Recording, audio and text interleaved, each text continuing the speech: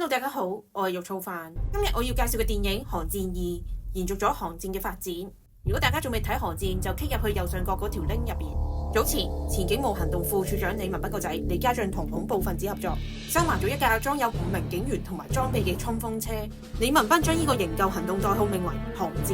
雖然警方至今仍未揾翻呢架衝鋒車，但係車上面嘅所有警員已經被救出。其後李家俊因為同恐怖分子勾結而被判坐監。香港警隊為寒戰行動入邊殉職嘅前高級警司鄺志立舉行最高榮譽嘅葬禮。葬禮完結之後，警務處處長劉傑輝收到一個嚟自恐怖分子嘅神秘電話，對方宣稱已經綁架咗佢老婆，要求釋放李家俊作為交換。劉傑輝同埋李文斌一齊去到警察總部盤問李家俊。李家俊俾咗劉傑輝一個視像電話，劉傑輝即刻打過去，眼見恐怖分子正喺度挾持緊佢老婆，威脅佢要獨自一個人押送李家俊嚟交換人質。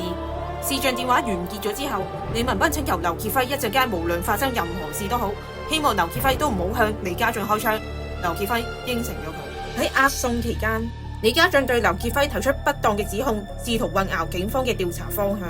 劉 Sir， 你答應過俾我嘅花，我到而家都仲未收到。你講咩啊？行政長官同3C 13局局長未來半年嘅保安 schedule， 應該喺半個月前收到嗰5000萬之後就即刻交俾我。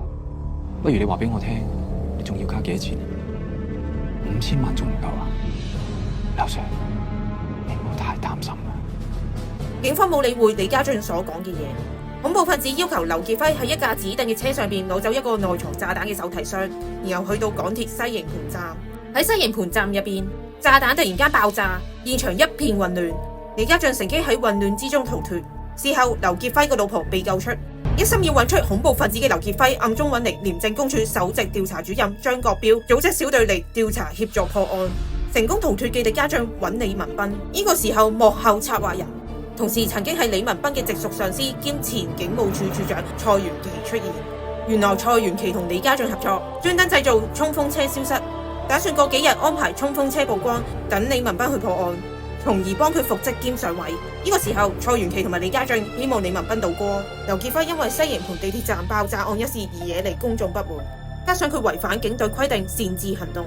香港立法會即將召開調查委員會進行聆訊。律政司司長黎永廉邀請資深大律師簡奧偉加入，但係簡奧偉唔知道黎永廉其實係蔡元琪嘅人馬。喺聆訊嘅過程之中，李文斌按照蔡元琪嘅指示，突然將劉傑輝同埋李家俊當日押送期間嘅對話公開。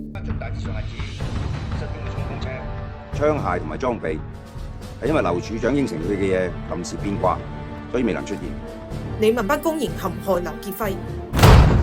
李生，你知唔知而家你講緊嘅係一個好嚴重嘅指控？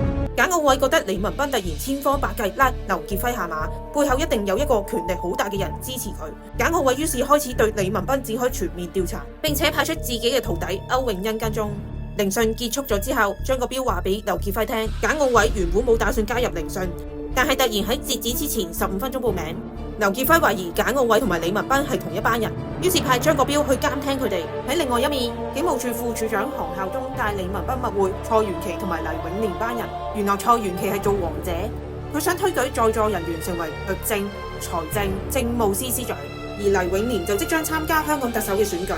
蔡元琪打算等劉傑輝落台之後，順勢解決保安局局長陸明華。如果黎永廉成功當選特首，佢就會即刻推舉李文斌做保安局局長，而韓孝忠就會接替警務處處長一職。之後，蔡元琪其中一名手下帶李文斌嚟到收藏衝鋒車嘅位置。蔡元琪唔單止擁有先進嘅科技，而且仲有廣大嘅人物去令到衝鋒車消失。李文斌呢個時候先知道，原來蔡元琪嘅左右手全部都係佢嘅前同事。蔡元琪安排李家俊離開香港，重新做人。臨走之前，李文斌同埋李家俊兩父子相擁而泣。離開期間，歐永欣緊隨其後。佢發現李家俊嘅同黨就喺前面架車，佢影低證據並且打電話話俾簡奧偉知。張國標監聽簡奧偉嘅時候，亦都聽到歐永欣同埋簡奧偉之間嘅對話。佢即刻話俾劉傑輝知。歐永欣好快俾李家俊班人發現，蔡元琪班手下於是刻意製造車禍撞死歐永欣。臨死之前，劉傑輝啱啱趕到現場，佢即刻上前睇歐永欣嘅傷勢。歐永欣對佢指出李家俊班人所搭嘅車。劉傑輝慢慢靠近期間，蔡元琪班人擔心身份曝光，於是對劉傑輝開槍掃射。混亂之中，劉傑輝整跌咗自己嘅手槍。李家俊原本想趁機會奪槍殺害劉傑輝，但係反被射傷。蔡元琪同埋手下抌低李家俊，並且迅速逃離現場。李文斌曾經請求劉傑輝，無論發生咩事都好，都唔可以對李家俊開槍。但係劉傑輝最終為咗自保而槍傷李家俊，李文斌從此對劉傑輝失去信任。控警隊自爆，我仲會你以為你係皇帝啊？警隊唔係叫捍衛，你叫卑鄙，做啲咩？趁口同你求情，我冇話過我開心李家俊死，接埋槍咗佢冇啦，我有威水嚟睇死我啦！佢唔係呢個細路師嘅，大反應咩？簡奧偉及時出現阻止佢哋之間嘅衝突，佢責備李文斌不正當使用槍械，並且大鬧劉傑輝喺冇任何合法許可證嘅情況之下進行監聽，決定重返警隊嘅李文斌說服警務處高級助理處長莫錦全帶頭罷免劉傑輝。助理處長梁子薇一開始唔願意簽署罷免劉傑輝嘅文件，但係劉傑輝以服眾為由說服佢簽署。同時，簡奧偉透過歐永欣生前留低嘅相，發現原來李家俊同埋蔡元琪係同黨。簡奧偉將相交俾劉傑輝，希望劉傑輝可以將呢班人繩之於法。佢哋推斷蔡元琪原本打算俾李文斌做警務處處長，而劉傑輝並唔係蔡元琪心目中嘅人選。劉傑輝上任之後，蔡元琪故意派人綁架劉傑輝家屬，等劉傑輝因失職而休假。制度上，劉傑輝仲有2個禮拜嘅時間移交警務處處長一職。期間，劉傑輝發現咗蔡元琪嘅左右手全部都係李文斌以前重案組嘅手下。劉傑輝透過情報得知失蹤衝鋒車嘅地點。